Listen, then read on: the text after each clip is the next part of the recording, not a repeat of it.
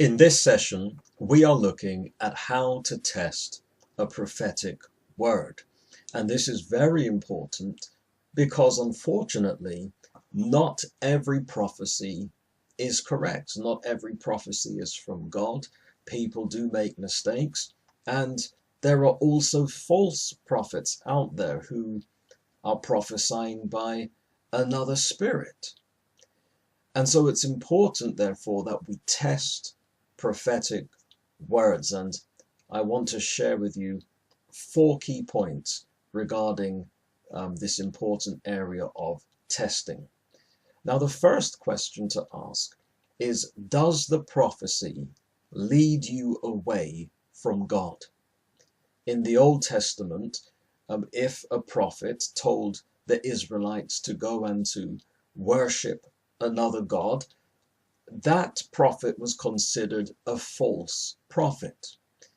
And so a prophetic word should not lead you away from God. Any prophetic word that leads you away from God is to be dismissed. Also, if the prophecy is a prediction, does it come to pass when all the conditions are met? This is very important. When God predicts the future, he is always right. And so we need to test whether predictions come to pass. Now, there are prophecies that are conditional. For example, Jonah the prophet prophesied that Nineveh would be overthrown in 40 days. But 40 days later, Nineveh had not been overthrown. Why? Because they repented at the preaching of Jonah.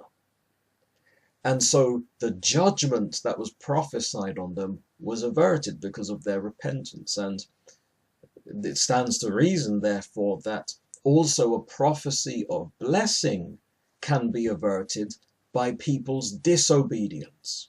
So that is important to bear in mind. But the basic principle here is this, is that when God makes a prediction, when all the conditions are met, that prediction must come to pass. And then the third question to ask when testing a prophetic word is, does it contradict what God has spoken to you personally?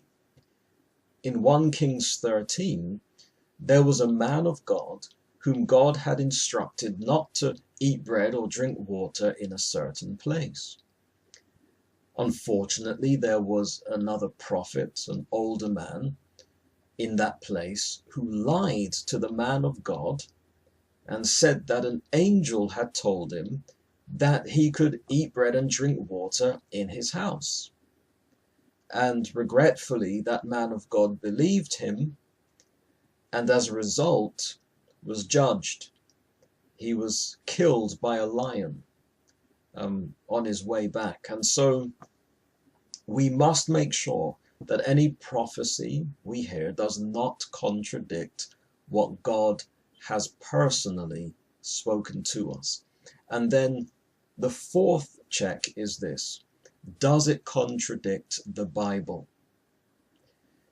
God is not divided against himself.